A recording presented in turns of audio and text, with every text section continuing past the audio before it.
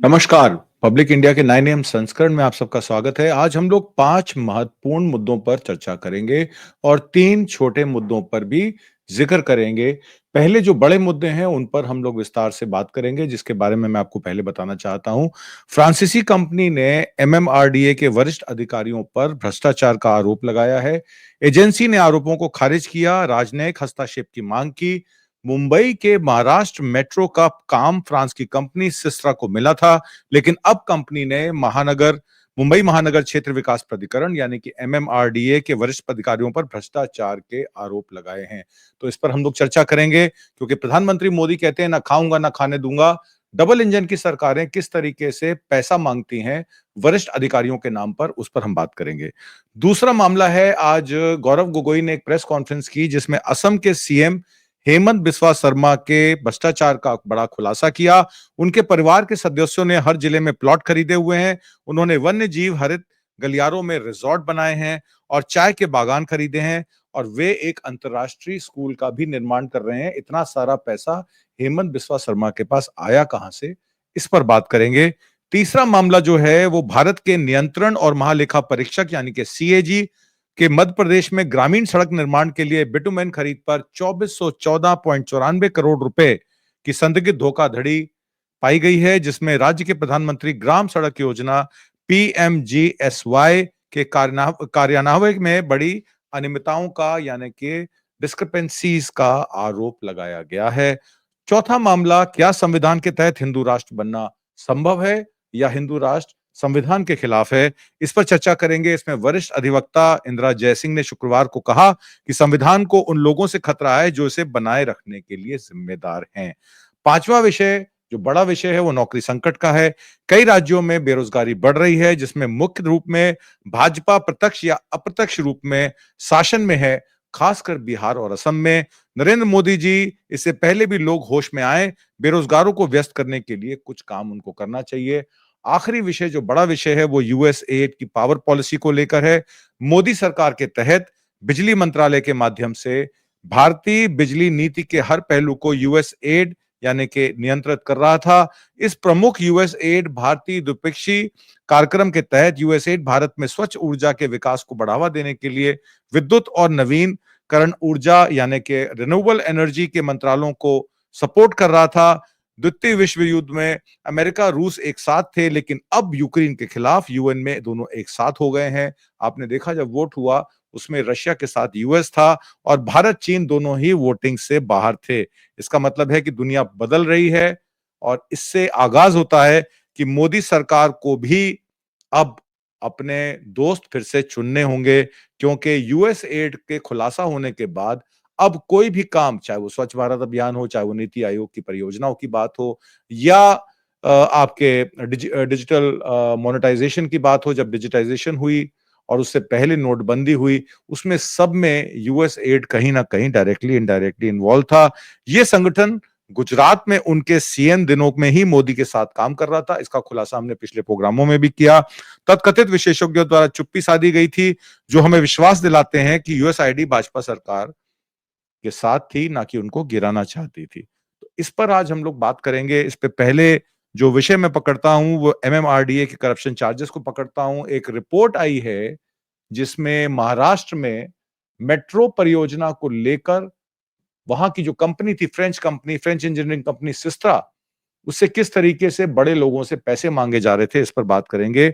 MMRDA के अधिकारियों ने पेंडिंग बिल क्लियर करने में के नाम पर घूस मांगी। ठेकेदारों के ऑर्डर पर बिल बढ़ाने के लिए कई बार कंपनी पर दबाव डाला गया। कंपनी को प्रमुख कर्मचारियों की नियुक्ति के लिए मंजूरी नहीं दी गई और मनमाना जुर्माना लगाया गया।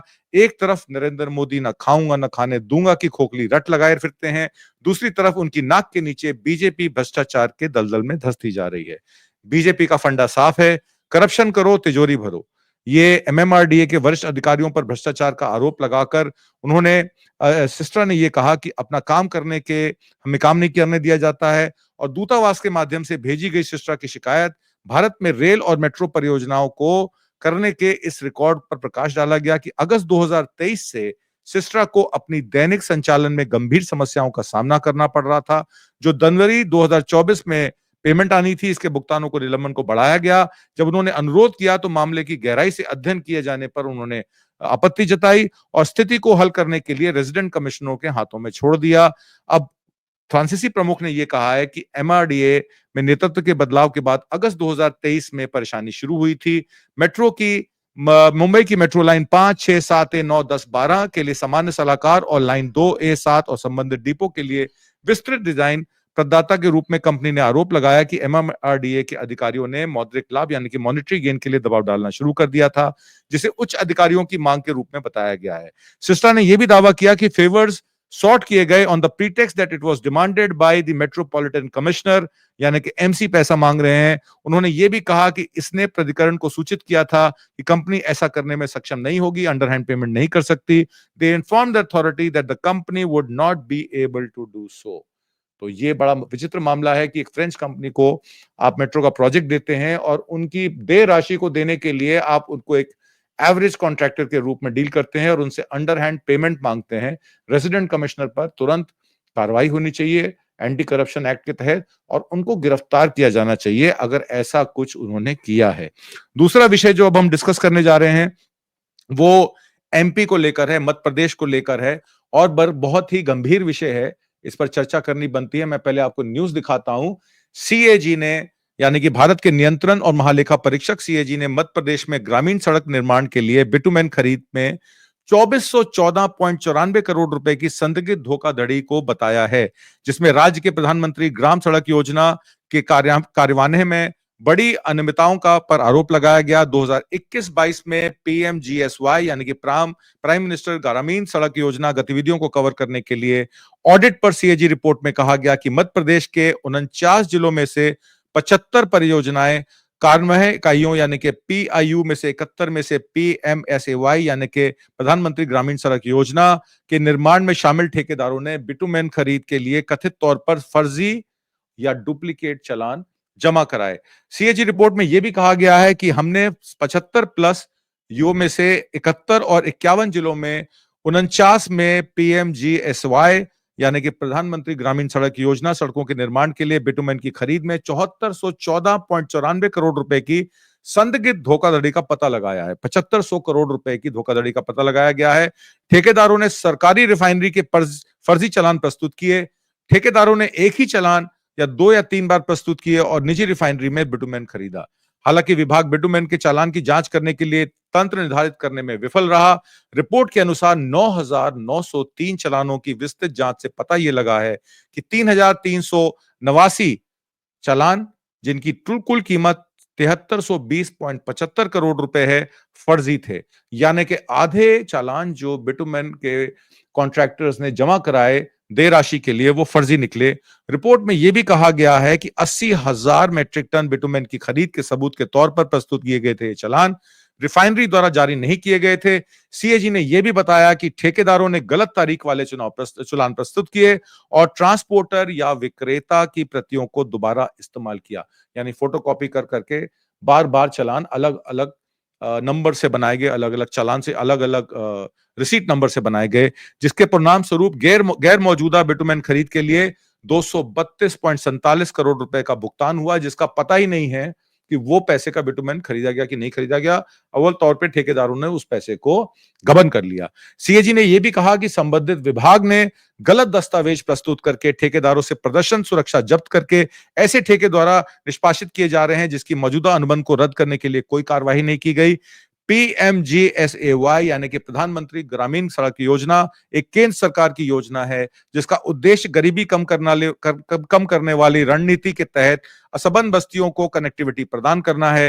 राज्य में प्रधानमंत्री ग्रामीण सड़क योजना को लागू करने के लिए जिम्मेदार मध्य प्रदेश ग्रामीण सड़क विकास प्राधिकरण एमपीआरडीए ने अपनी प्रथाओं का बचाव किया और कहा कि स्वतंत्र मॉनिटर और NABEL अनुमोदित प्रयोगशाला गुणवत्ता और मात्रा का अनुपालन सुनिश्चित करती हैं। हालांकि सीएजी ने इस तर्क को खारिज कर दिया है और कहा कि चालान सत्यापन में उचित सावधानी बरतने से धोखाधड़ी पर रोक लगाई जा सकती है। ये पहली बार सीएजी ने इसको नहीं किया है। 2021 में एक रिपोर्ट मैं आपको दिखा दूं जिसमें फाइनेंशियल इरेगुलरिटीज पीएसयूज की, जिसमें 16,000 करोड़ का वित्तीय घाटा हमारे टैक्स के पैसे का हुआ। कम कंट्रोलर और ऑडिटर जनरल यानी कि सीएजी ने नरेंद्र मोदी गवर्नमेंट को 2021 में भी फाइनेंशियल इरेगुलरिटीज के लिए कहा था कि जो लॉसेस 16,000 करोड़ के हैं, जो पीएसयूज के हैं, ये ऐसा अनुमानित होता है कि खर्चे बढ़ा के दिखाए गए हैं या सरकार द्वारा वित्त पोषित स्कीमों पर इन पीएसयूज का पैसा खर्च करवाया गया है, जिसकी कोई वापसी सरकार ने नहीं की है। तो ये अब सीएजी का मामला हो, मध्य प्रदेश का, या एमएमआरडीए का मामला हो, जो मैंने आपको बताया मेट्रो रेल प्रोजेक्ट महाराष्ट्र का, मैं लोगों को ज्ञात करा दूं कि दोनों सरकारें जो हैं वो डबल इंजन की सरकारें हैं, यानी कि केंद्र में और राज्य में दोनों में भारतीय जनता पार्टी की सरकारें हैं। तो इन इरेगुलरिटीज के लिए क्या करेंगे प्राइम मिनिस्टर मोदी या उनका गृह मंत्रालय या उनकी फाइनेंस मिनिस्ट्री? अगर लीकेजेस हैं तो उन लीकेजेस को प्लग करने के लिए वो क्या कहेंगे? और तीसरा विषय जो अब हम लोग चर्चा करेंगे वो है असम के हेमंत बिस्वा शर्मा के मामले को लेकर। असम के सीएम हेमंत बिस्वा शर्मा ने भ्रष्टाचार का बड़ा खुलासा उनके परिवार के ऊपर किया गया है। गौरव गोगोई का एक वीडियो बाहर आया है जो कल सुबह लगा था। मैं आपको वो वीडियो दिखाना चाहता हूं, उसमें देखिए वो क्या कह रहे हैं। कहते हैं ना खाऊंगा ना खाने दूंगा, लेकिन अभी जितेंद्र सिंह जी ने कहा कि असम में हर जिले में किस प्रकार से मुख्यमंत्री के परिवारों के सदस्यों ने जमीन खाया है। एक जिला नहीं छोड़ा जहां पर उन्होंने जमीन नहीं खाया होगा। प्रधानमंत्री मोदी जी कहते हैं मैं तो फकीर हूं, लेकिन फकीर होने के पश्चात आज इस प्रकार के बातें आ रहे हैं। कोयला का बात आ रहा है, वाइल्ड लाइफ कॉरिडोर में ग्रीन रिजॉर्ट बना, वाइल्ड लाइफ कॉरिडोर में ग्रीन कॉरिडोर में रिजॉर्ट बनाने का आ रहा है, चाय बागान खरीदने का आ रहा है, इंटरनेशनल स्कूल खड़े करने का आ रहा है। तो प्रधानमंत्री मोदी जी फकीर हैं, लेकिन आसपास तो ऐसे लोगों का उन्होंने जुमावरा बना रखा है जिनका विकास होते ही जा रहा है, और जिस विकास का कोई जमीनी हालात से कोई तालमेल नहीं है। आज देश भर में मैं भी जानता हूं मीडिया कंपनी की अवस्था इतनी अच्छी नहीं है। आप लोगों को एक जमाने में जो अच्छे अच्छे तनख्वाह मिलती थी वैसा परिस्थिति नहीं है। मीडिया कंपनी चलाना बहुत मुश्किल है, लेकिन असम में आइए, देखिए वहां पे कैसा एक मीडिया कंपनी, आप होटल, आप स्कूल में, अब जमीन में, क्या कोई जांच होगी? तो हमारा मकसद तो इतना ही है कि प्रधानमंत्री मोदी जी, आपके कानों तक निश्चय ये सवाल जा रहे हैं, क्या आप पूछेंगे हिमंत बिस्वा शर्मा जी से कि क्या उनके परिवारों पर जो आरोप आ रहे हैं, असम प्रदेश के लोगों जो पीआईएल डाल रहे हैं, लोग सवाल कर रहे हैं, असम की मीडिया सवाल उठा रही है, क्या इनमें सच्चाई है? क्या प्रधानमंत्री का पीएमओ ऑफिस जो सवाल आज उठे हैं उस पर कोई जांच करेगा? ये हम जानना चाहते हैं। क्या आपने देखा गौरव गोगोई जी ने क्या कहा कि प्रधानमंत्री मोदी तक अगर बात पहुंच गई है तो क्या हेमंत बिस्वा शर्मा पर कोई एक्शन होगा? क्योंकि रिहैबिलिटेशन और रोहिंग्यास को लेकर वो बड़े सतर्क हैं। कंसंट्रेशन कैंप चल रहे हैं, सुप्रीम कोर्ट के आदेश के बावजूद उनको उनके देश में छोड़ा नहीं जा रहा है। ऐसा लगता है कि हेमंत शर्मा बिस्वा जो है धर्म और जात और नेशनैलिटी के आधार पर अपना वोट बैंक बनाने के लिए कार्यरत हैं, और अगले साल होने वाले इलेक्शन में बहुत सारी चीजें, हिंदू मुसलमान और इस तरीके की चीजें, सांप्रदायिकता और धर्मनिरपेक्षता को ताक पर रख के दंगे भी हो सकते हैं। तो इस तरीके की चीजें हैं, और अपने रिजॉर्ट, अपने हॉस्पिटल्स, और आपको याद होगा कोविड में जो पीपीए सप्लाई ऑर्डर था उसमें उनकी वाइफ की कंपनी का भी नाम आया था। उसमें क्या हुआ, क्या कार्रवाई हुई, इस पर भी जनता जानना चाहती है।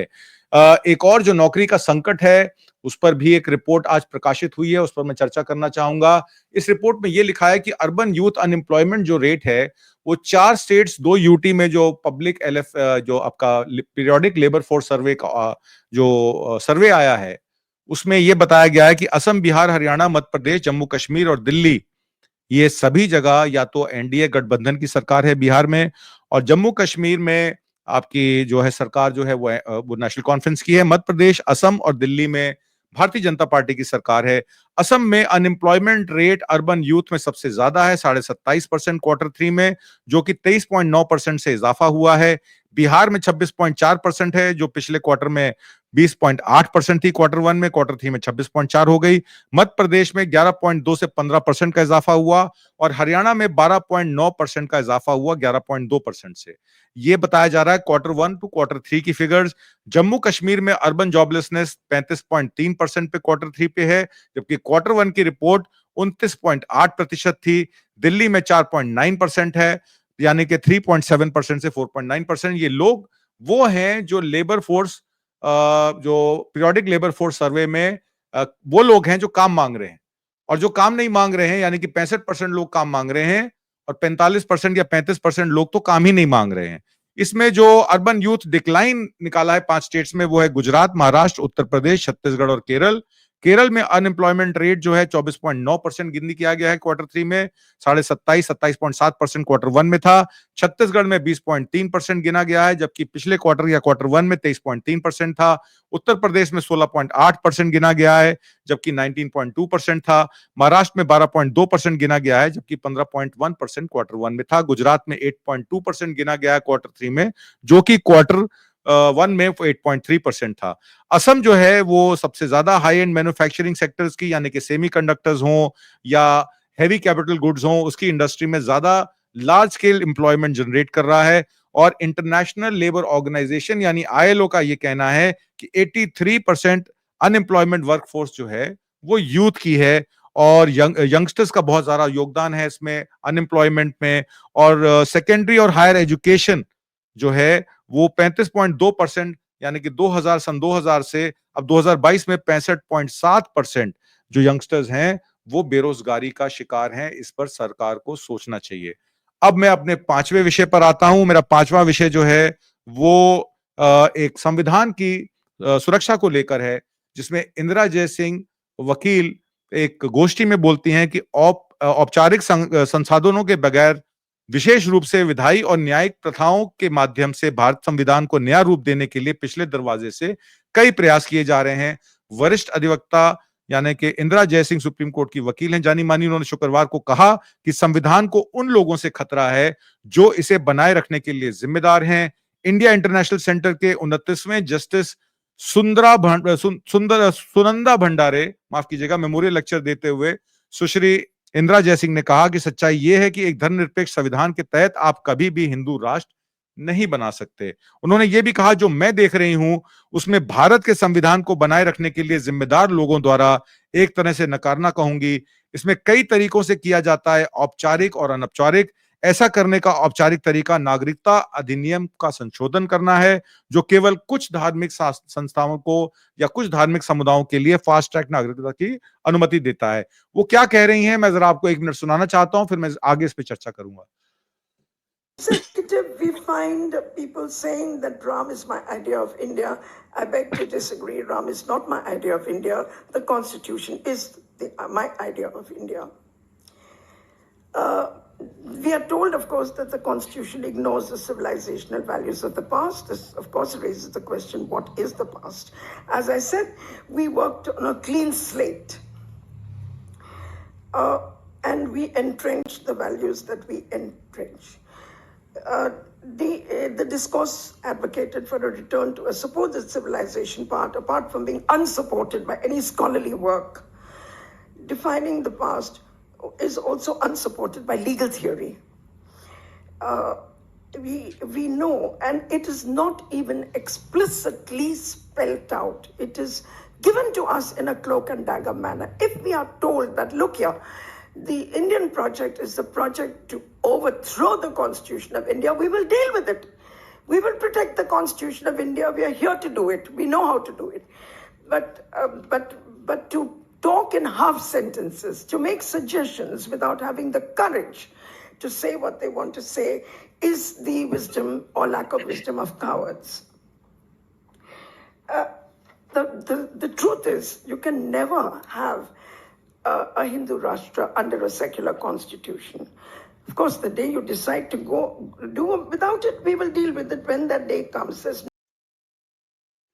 आपने देखा उन्होंने क्या कहा? उन्होंने कहा कि एक हिंदू राष्ट्र की परिभाषा हमारी कॉन्स्टिट्यूशन या हमारे दिए गए संविधान से बिल्कुल विपरीत है, और अगर संविधान को खत्म करने की कवायद ये सरकार कहती है, तो फिर हम उसको डील करना जानते हैं। कम से कम सरकार अपना पक्ष साफ करे, आधे-अधूरे शब्दों में अपनी बयानबाजी ना करे। उन्होंने नए आपराधिक कानूनों यानी कि भारतीय न्याय संहिता, भारतीय नागरिक सुरक्षा संहिता और भारतीय साक्ष्य अधिनियम के बारे में ये कहा कि वे वैवाहिक बलात्कार जैसे मुद्दों को उपनिवेशवाद से मुक्त करने में विफल रही है।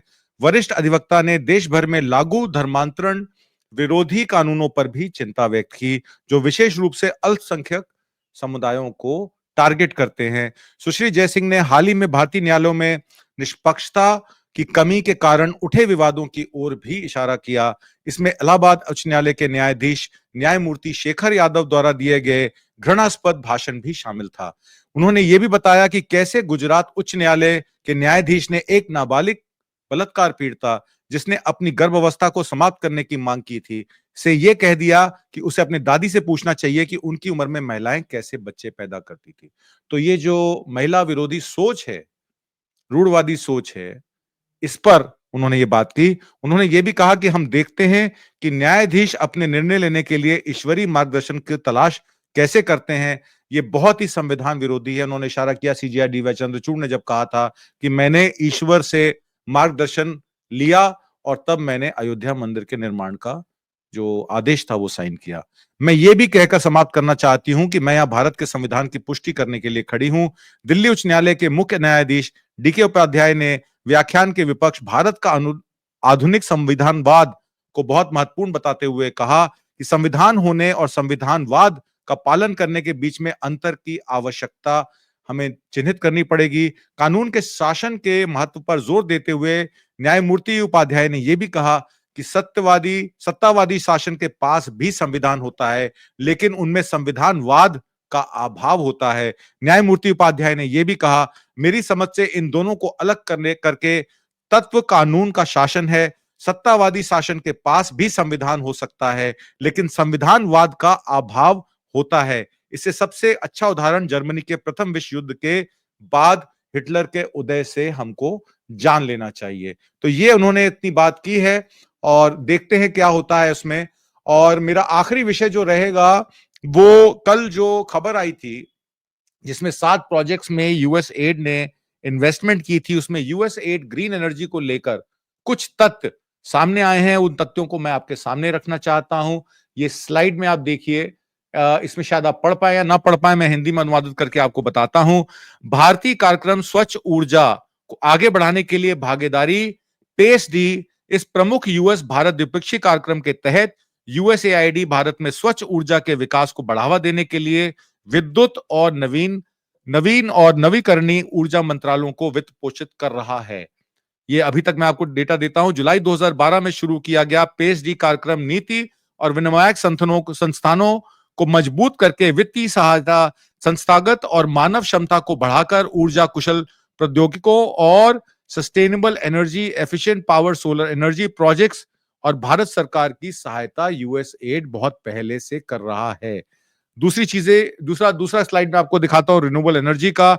यूएसएआईडी भारत में रिन्यूएबल एनर्जी को तेज और लागत प्रभावी तैनाती को सक्षम करने के लिए नीति निर्माताओं, ऊर्जा उपभोक्ता, ग्राहकों, सार्वजनिक और निजी क्षेत्र, नागरिक समाज संगठनों और वित्तीय संस्थानों के साथ भागीदारी में सरकार के साथ है।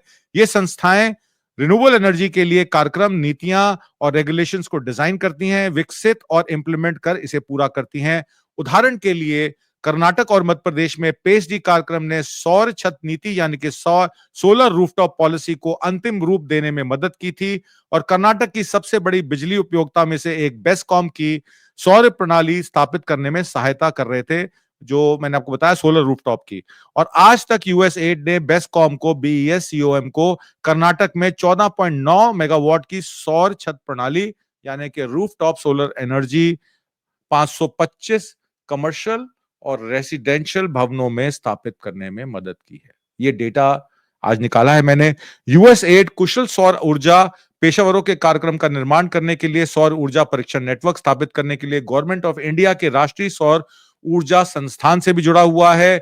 और गो द ग्रीन ग्रिड, जिसमें यूएसएड और भारत का विद्युत मंत्रालय पेस डी कार्यक्रम के तहत भारत की विद्युत प्रणालियों को क्षमता को निर्माण करने के लिए इस प्रमुख नई पहल शुरू की, ताकि स्वीकार्य लागत पर अपने पावर ग्रिड में नवकरणीय योजना के बड़े पैमाने पर एकीकरण का प्रबंधन किया जा सके। ग्रिड को ग्रीन करना कार्यक्रम निम्नलिखित पर केंद्रित है। 2022 तक 175 गीगावाट सोलर एनर्जी को rigorous analytical modelling of reforms के जरिए एकीकृत करना, भारत के पावर ग्रिड में सोलर एनर्जी को बेहतर एकीकरण के लिए बिल्डिंग ब्लॉक्स का परीक्षण करने के लिए 6 ग्रिड एकीकरण पायलटों, ग्रिड इंटीग्रेशन पायलट्स का समर्थन करना, और इनेबलिंग एनवायरनमेंट यानी कि सक्षम वातावरण को मजबूत करने के लिए अमेरिकी और भारत नियामकों, ग्रिड ऑपरेटरों और उपयोक्ताओं के बीच आदान प्रदान की सुविधा प्रदान करना, और एनर्जी एफिशिएंसी के लिए यूएसआईडी भारत के विद्युत मंत्रालय और ऊर्जा दक्षता ब्यूरो यानी कि बीईई को कई पहलों पर समर्थन करता रहा है, जैसे कि भारत में स्मार्ट ग्रिड पायलटों को लागू करने और उनकी निगरानी करने के लिए राष्ट्रीय स्मार्ट ग्रिड मिशन की सहायता करना, और भारत के नेट जीरो ऊर्जा भवन भविष्य के संक्रमण का समर्थन करने के लिए 2007 ऊर्जा संरक्षण भवन कोड यानी कि ईसीबीसी को अपडेट करना, updating the 2007 energy conservative building code to support the transition of the to a net zero energy building future। इसका इंग्लिश में अनुवादन है। इस उद्देश्य के लिए पेसडी कार्यक्रम ने भारत में नेट जीरो ऊर्जा भवनों को बढ़ावा देने के लिए एक सफल ज्ञान पोर्टल बनाने में भी सहायता की। इंप्लीमेंटेशन ऑफ अपडेटेड ईसीबीसी में राजस्थान और हरियाणा जैसे राज्यों में भी समर्थन किया, और क्लीन एनर्जी फाइनेंस के जरिए भारत को माइक्रो फाइनेंस के माध्यम से ग्रामीण ऊर्जा तक पहुंच और डिसेंट्रलाइजेशन रिन्यूएबल एनर्जी जनरेशन में आने वाली बाधाओं को दूर करने की मदद करने के लिए बाजार आधारित तंत्र विकसित भी किया। 2015 में पीएएसईडी कार्यक्रम में निम्नलिखित के साथ साझेदारी की। कॉर्पोरेट ऊर्जा ऑडिट कार्यक्रम का संचालन करने के लिए Tata Clean Tech Capital Limited का सहयोग किया। इंफ्रास्ट्रक्चर फंड का संचालन करने के लिए भारत इंफ्रास्ट्रक्चर फाइनेंस कंपनी का सहयोग किया, और ऑफ ग्रिड कॉर्पोरेट सामाजिक उत्तरादित्य कोष यानी कि कॉर्पोरेट सोशल रिस्पॉन्सिबिलिटी फंड का संचालन करने के लिए छत्तीसगढ़ राज्य का भी रिन्यूएबल एनर्जी डेवलपमेंट एजेंसी का सपोर्ट किया। कार्यक्रम ने ऋण कार्यक्रम शुरू होने और वित्तीय संस्थानों के लिए सोलर रूफटॉप परियोजना मूल्यांकन उपकरण विकसित करने के लिए 7 माइक्रो फाइनेंस संस्थानों के साथ समझौते ज्ञापन पर भी हस्ताक्षर किए। ऑफ ग्रिड ऊर्जा पहुंच पे भारत के पिरामिड के आधार बीओपी, यूएसएआईडी, ऑफ ग्रिड या विकेंद्रीकृत यानी कि डिसेंट्रलाइज्ड रिन्यूएबल एनर्जी टेक्नोलॉजीज का समर्थन करके टिकाऊ ऊर्जा पहुंच के मुद्दे से भी निपट रहा है।